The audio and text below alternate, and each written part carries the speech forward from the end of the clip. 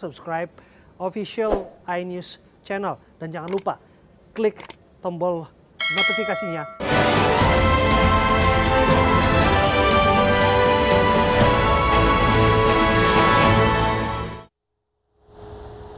Terima kasih Anda masih bersama kami di iNews Pagi. Pemirsa, tertinggi selama pandemi COVID-19, pengunjung Taman Mini Indonesia Indah mencapai 15.000 orang dalam sehari. Ruang terbuka hijau yang luas menjadi daya tarik pengunjung untuk membawa keluarga dan berolahraga di kawasan Taman Mini Indonesia Indah.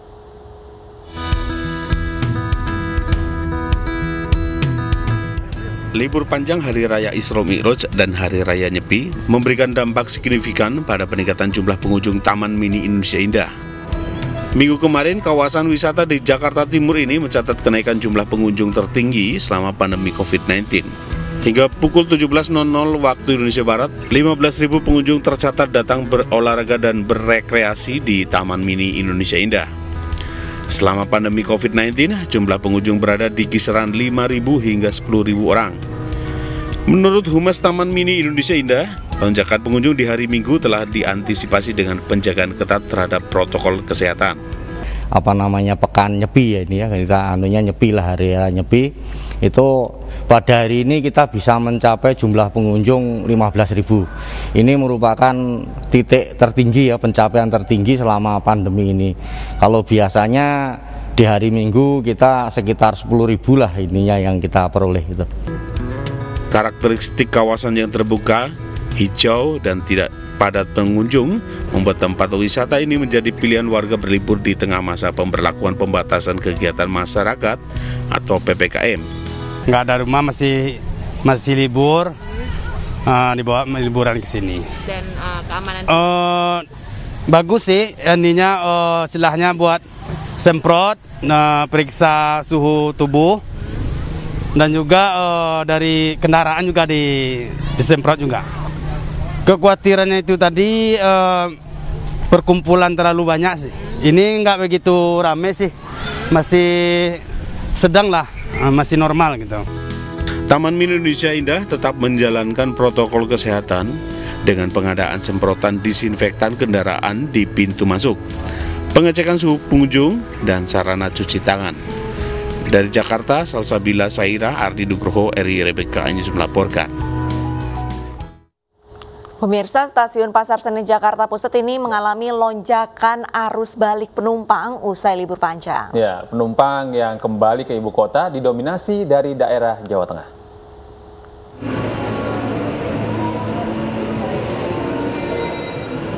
Meski pemerintah telah memangkas cuti bersama pada Jumat 12 Maret 2021, libur Hari Raya Isra Mi'raj dan Nyepi dimanfaatkan sebagian masyarakat untuk berpergian dengan kereta api. Dari data PT KAI, terdapat peningkatan jumlah penumpang yang turun di stasiun Pasar Senen Jakarta. Pada Sabtu 13 Maret 2021, ada 1.889 penumpang. Namun pada hari Minggu 14 Maret 2021 terjadi kenaikan yang signifikan sebanyak 4.045 penumpang. 4.045 penumpang ini tiba di stasiun Senen dengan 7 kereta api. Sebenarnya mau pulang kampung itu bukan hari ini, cuman waktu tahun bulan Desember itu mau pulang kampung. Cuman karena kita udah tiket booking pulang pergi. Cuman karena ada kebijakan baru harus tes antigen, jadi kita batalin karena ongkos antigen sama ongkos transportnya lebih mahal antigen. Ya akhirnya batal semua. Nah akhirnya saat inilah pulang kampung bareng-bareng karena sudah ada tes genos lebih murah. Jadi itulah alasannya kenapa bela-belain hari ini pulang kampung gitu. Bagi masyarakat yang berpergian, dihimbau untuk tetap mematuhi protokol kesehatan, seperti memakai masker dan menjaga jarak. Dari Jakarta, Lika Apriliani, Indra Setiabudi, iNews melaporkan. Ya, bisa setelah Jakarta dan Depok, kini Kabupaten Bekasi juga menerapkan tilang elektronik atau Electronic Traffic Law Enforcement. Ya, dan tilang elektronik ini diharapkan mampu meminimalisasi penyimpangan penilangan saat anggota polisi lalu lintas bertugas.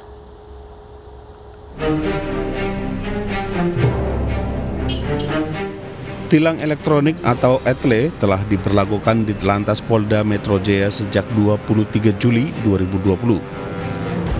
Di Jakarta terdapat 45 kamera tilang elektronik yang tersebar di sejumlah titik seperti di kawasan Kota Tua, Tamrin, Grogol, Halim, dan Rasuna Said.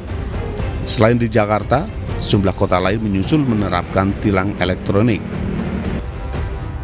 Sedangkan mulai hari ini, Kabupaten Bekasi menyusul menerapkan tilang elektronik di kawasan Cikarang. Menurut Kapolri Jenderal Listio Sigit Prabowo, Polri mulai mengedepankan penegakan hukum berbasis elektronik di bidang lalu lintas. Hal ini untuk meminimalisasi penyimpangan penilangan saat anggota polisi lalu lintas bertugas. Kedepannya, Polantas yang bertugas hanya mengatur lalu lintas tanpa menilang kendaraan. Pemirsa, untuk mengetahui pelaksanaan tilang elektronik di Kabupaten Bekasi, Jawa Barat, kami sudah terhubung dengan rekan kami, Revika Sibarani, yang berada di kawasan Cikarang. Selamat pagi, Revika.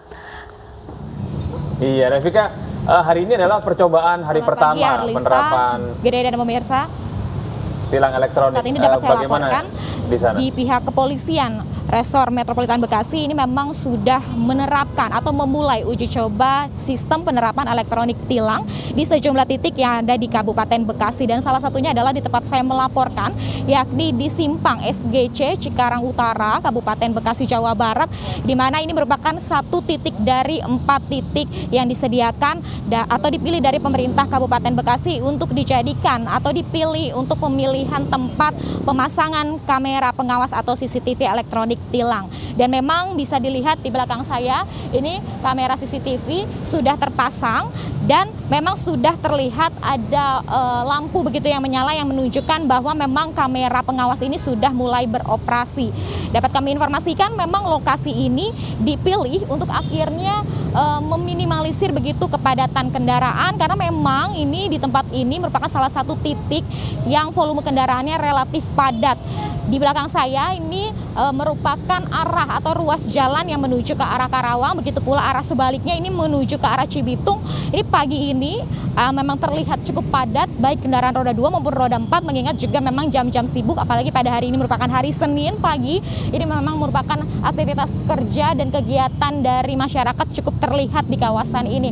Oleh karenanya memang lokasi ini merupakan lokasi pertama yang dipilih oleh pemerintah Kabupaten Bekasi untuk akhirnya dijadikan tempat atau kawasan lalu lintas yang diletakkan kamera CCTV. Selain itu juga memang selain di tempat saya melaporkan, terdapat 3 lokasi padat lainnya yang juga memang dipersiapkan untuk dijadikan sistem penerapan elektronik tilang. Dapat kami informasikan untuk kegiatan dari elektronik tilang ini sendiri memang masih sama begitu. Untuk kamera ini merangkum baik itu kendaraan roda 2 maupun kendaraan roda 4 dengan jenis pelanggaran seperti pelanggaran marka jalan dan rambu lalu lintas, kemudian juga penggunaan handphone atau telepon genggam saat berkendara, dan juga penggunaan dari helm saat berkendara motor maupun penggunaan sabuk pengaman. Dan nantinya memang ini masih merujuk pada Undang-Undang Nomor 22 Tahun 2009 tentang lalu lintas dan angkutan jalan, di mana dendanya ini bervariasi mulai dari Rp250.000 hingga Rp750.000. Namun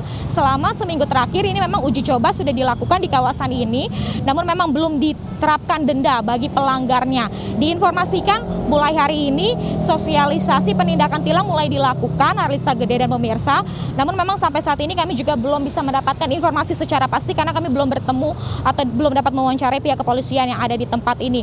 Namun nantinya rencananya untuk sosialisasi sendiri ini akan dilakukan selama sebulan ke depan untuk akhirnya mensosialisasi masyarakat sekitar yang terbiasa melintasi kawasan ini atas adanya penerapan sistem elektronik tilang di kawasan ini, baik untuk pengendara roda 2 maupun pengendara roda 4. Selain daripada itu juga dapat kami informasikan, selain mendukung untuk sistem elektronik tilang, memang pemerintah Kabupaten Bekasi mulai melakukan elektronik tilang ini sebagai upaya untuk akhirnya smart city di pemerintah di Kabupaten Bekasi ini.